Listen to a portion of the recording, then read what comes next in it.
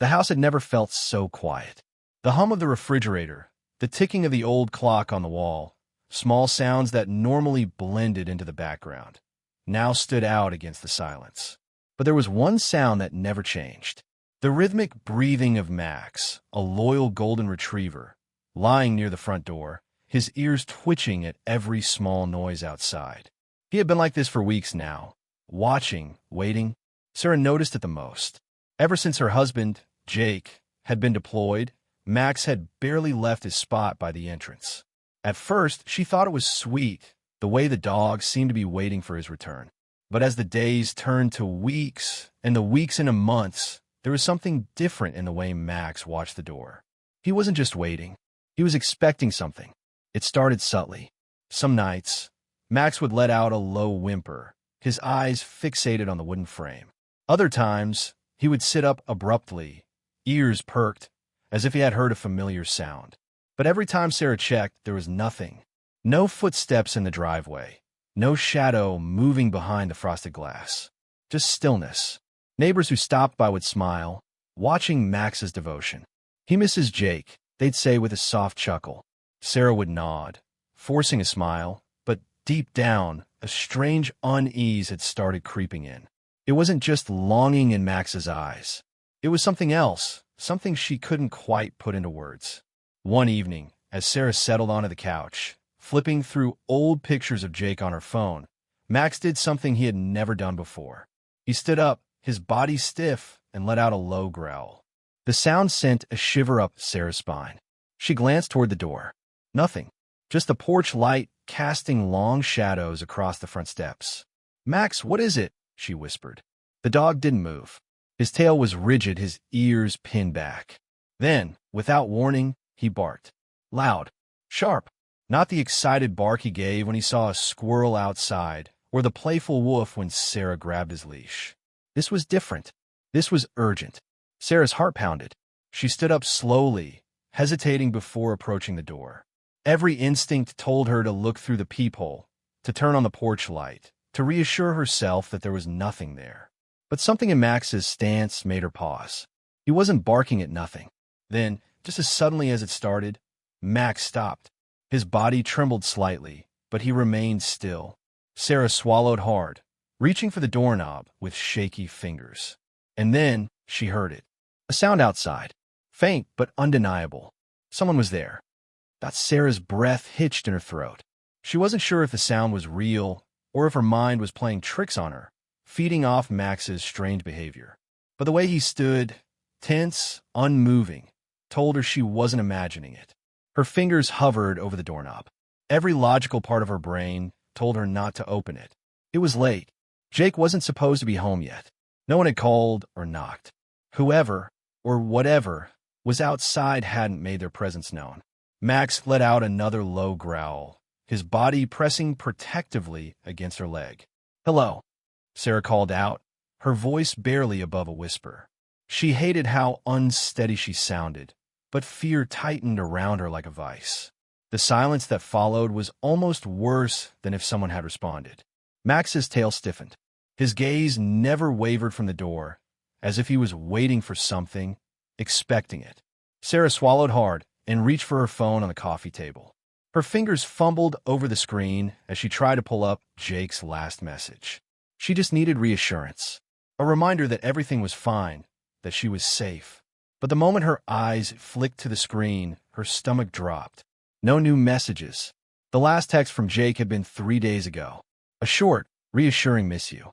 Love you," sent from an undisclosed location. That wasn't unusual. Communication was sporadic when he was deployed. But tonight, she needed something more.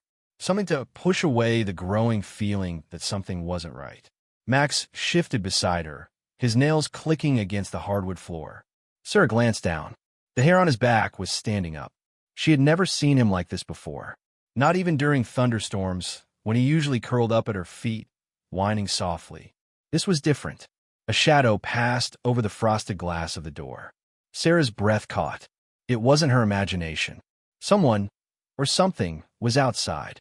She took a step back, gripping her phone tightly. Her mind raced through all the possibilities. A neighbor? A delivery? she had forgotten about? Maybe a stray animal wandering onto the porch? But none of those explanations sat right with her. Max barked again, loud and sharp. The sound bounced off the walls, making her flinch. And then, a knock. Not loud, just a single, deliberate knock. Sarah froze. She couldn't move, couldn't breathe. The knock didn't come again. Whoever was outside wasn't trying to get her attention. They weren't announcing themselves. They were waiting. Max's body tensed like a coiled spring, his muscles ready to lunge.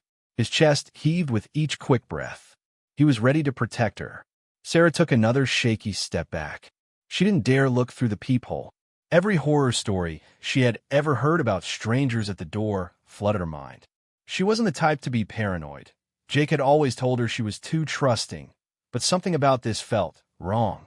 She turned off the porch light with a flick of the switch. Maybe if she made it seem like no one was home, whoever it was would leave. Silence. She strained to hear past the rush of her heartbeat in her ears. Then, footsteps. Slow. Moving away. Sarah let out a breath she hadn't realized she was holding. Max didn't move. His ears twitched, tracking the sound. After what felt like an eternity, she reached for her phone again and hovered over Jake's contact. She wanted to hear his voice. Wanted to tell him about Max, about the knock, about the way she felt like someone had been watching her all night. But before she could hit call, her phone buzzed in her hand. She nearly dropped it. Unknown number. A chill crept down her spine. She stared at the screen, her thumb hesitating over the answer button. Her mind screamed, "Don't pick up," but her curiosity won over. She swiped to accept the call and lifted the phone to her ear. "Hello." For a moment, all she heard was static. Then a voice. Low, faint, distant. Sarah. She knew that voice. Her stomach twisted. It was Jake. But something was wrong. His voice sounded off, like he was speaking through layers of interference. Like he was far away. "Jake," she said, her voice cracking. "Is that you?" Static. Then his voice again. "Sarah, don't." The call cut off. The line went dead. Sarah's hands trembled. She pulled the phone away and stared at the screen. Call failed.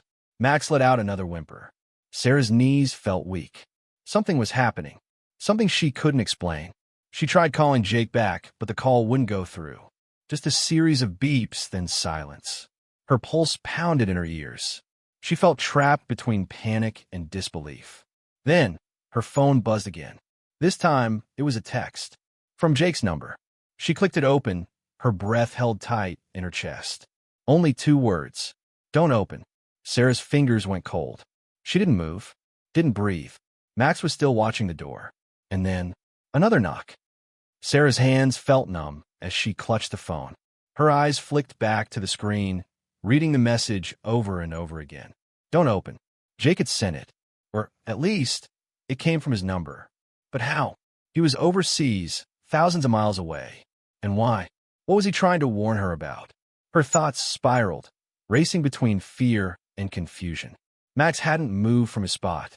His body was stiff, his eyes locked onto the door like whatever was on the other side was something he understood, but she didn't. Then another knock. Louder this time. Her stomach twisted. She wasn't sure what was more terrifying, the silence that had followed the first knock or the fact that whoever was outside wasn't leaving. Max barked again, sharp and aggressive. The sound startled her out of her frozen state. She had to do something. She couldn't just stand there, waiting for whatever was happening to get worse. She forced herself to move, gripping the back of the couch for balance as she took a slow step toward the door. Her heart pounded so hard she could hear it in her ears. She swallowed, trying to steady her breath. "Who's there?" she called out, her voice unsteady. No answer, just silence, the kind that makes your skin crawl. She tightened her grip on the phone. Should she call the police? What would she even say? That her dog was acting strange, and she got a weird text from her deployed husband? That someone knocked on her door twice, but didn't say anything? Would they even take her seriously? Max let out a low growl, stepping in front of her as if warning her not to get any closer. And then, her phone vibrated again. Another text. She barely had the courage to look. "Don't make a sound." Sarah's breath hitched. A cold shiver ran down her spine. Her grip tightened around the phone, her knuckles turning white. She didn't understand. Was Jake warning her? Was he in trouble? Was this even really him? Her body tensed as she took a step back. The air in the room felt heavy, pressing down on her chest. She could feel her pulse in her fingertips. Max's growl grew deeper. His nails scraped against the wooden floor. Then, through the stillness, she heard it. The sound of someone moving. Not outside. Inside. Sarah's blood ran cold. It wasn't coming from the front door anymore. It was coming from down the hall. The guest bedroom. Her legs felt locked in place. She hadn't heard the door open. Hadn't heard anyone come in. But she wasn't imagining it. There was someone in her house. Max turned, his body stiff, ears pinned forward. His deep, rumbling growl sent goosebumps up her arms. He had sensed it before she had. Sarah forced herself to move, her bare feet silent against the floor. Her hand shook as she gripped the phone tighter. Should she run? Call for help? But what if whoever was inside was listening? What if they were waiting for her to make a move? Another noise. Closer this time. A creak of a floorboard. Max's body pressed against her leg, tense and ready. He wasn't barking now, just growling, as if warning whatever was inside that he wouldn't hesitate. Sarah took another step back, slowly, carefully. She moved toward the kitchen, toward the drawer where she kept the spare house key, her mind racing with escape routes. Her fingers fumbled as she grabbed the key. She could slip out the back door, run to a neighbor's house. She didn't need to know who was inside. She just needed to get out. But before she could take another step, her phone buzzed again. The vibration felt deafening in the silence. She squeezed her eyes shut, terrified to look. But she did. Another message. It's not me. Sarah's breath caught in her throat. Her hand shook so badly she almost dropped the phone. Not Jake. Not him. Then, who had been messaging her? A cold dread filled her chest as realization settled in. Whoever was inside, whoever had knocked. They weren't trying to get in. They already were. Max let out a sudden, sharp bark and lunged toward the hallway. His paws skidded against the floor as he took off, disappearing into the darkness. Sarah barely had time to react before she heard it. A crash, a deep, guttural snarl, a struggle, then silence, the kind that drowns everything else out. Sarah's breath came in short, shallow gasps. She wanted to move, wanted to run after Max, but fear held her in place. Then, from the darkness of the hall, footsteps, slow, deliberate, coming toward her. Max wasn't barking anymore, and Sarah knew she wasn't alone. Sarah's entire body locked up as the footsteps grew closer. Each step echoed in the silent house, slow and deliberate, like whoever was in the hallway wanted her to hear them, wanted her to know they were coming. Her throat was dry. Her legs felt weak. Her mind screamed to her to run, but her feet wouldn't move. Max was gone, silent. That terrified her more than anything. She had never heard him stop barking like that before, not unless he was hurt. Or worse. She forced herself to take a step back, her heel brushing against the cold tile of the kitchen floor. Her hands trembled as she reached for anything she could use. Her fingers wrapped around the handle of a kitchen knife. It wasn't much, but it was something. The footsteps stopped, right at the entrance of the hallway. Sarah's breath hitched. She couldn't see who, or what, was there. The hallway was dark, just a long stretch of shadow spilling into the dim light of the living room. But she could feel it. Someone was standing there, watching her. She gripped the knife tighter, her pulse hammering in her ears. "Who's there?" she whispered, though she wasn't sure she wanted to know the answer. Silence. Then, a low creak. Not footsteps this time. Something else. Something heavier, like a weight shifting. Her fingers twitched against the handle of the knife. Every nerve in her body screamed for her to run, but she couldn't turn her back on whatever was there. Then, from the darkness, a whisper, low, ragged. "Sarah." Her breath caught in her throat. The voice sent a chill through her entire body. It was wrong. Familiar, but not. Like someone had taken Jake's voice and twisted it, stretched it into something that didn't belong in this world. She took another step back, her chest tightening. "This isn't real," she whispered to herself, shaking her head, willing herself to wake up from whatever nightmare this was. A pause. Then the voice again, closer this time. Come here. No. Her grip tightened on the knife. She forced herself to breathe, to think. Something was inside her house, pretending, using Jake's voice. She wouldn't go to it. She wouldn't play whatever game this was. She took another step back, and then something moved. Not a step, a shape, emerging from the darkness of the hallway. The faint light from the kitchen caught a glimpse of it, a figure standing in the doorway. But it wasn't Jake. Too tall, too still. The shadows clung to it, wrapping around its form like it wasn't fully there, like it wasn't supposed to be. Sarah's breath came in short, sharp gasps. She wanted to run, but she couldn't take her eyes off it. It didn't move. It just stood there, watching. Then, her phone vibrated again. The sound made her jump. She glanced down, her hands shaking as she lifted the screen. Another message. Sarah, get out. Her heart nearly stopped. Jake. It was him. This time, she knew it. It wasn't whoever, or whatever, was standing in the hallway. This was really Jake, and he was telling her to run. Her pulse roared in her ears as she looked back up. The figure hadn't moved, but she could feel it. The air in the room had shifted, like the space between them was getting smaller, even though neither of them had moved. Sarah didn't wait. She turned and bolted toward the back door. Behind her, the silence shattered. A sound, deep, guttural, something between a growl and a distortion of a voice, rippled through the air. The walls seemed to vibrate with it. Max.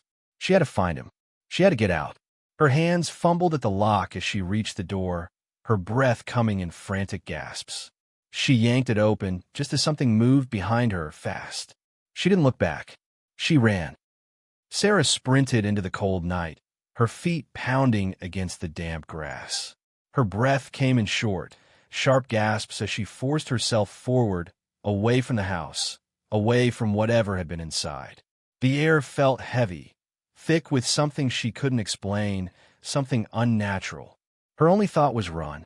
Behind her, Max's bark split through the night, fierce and unrelenting.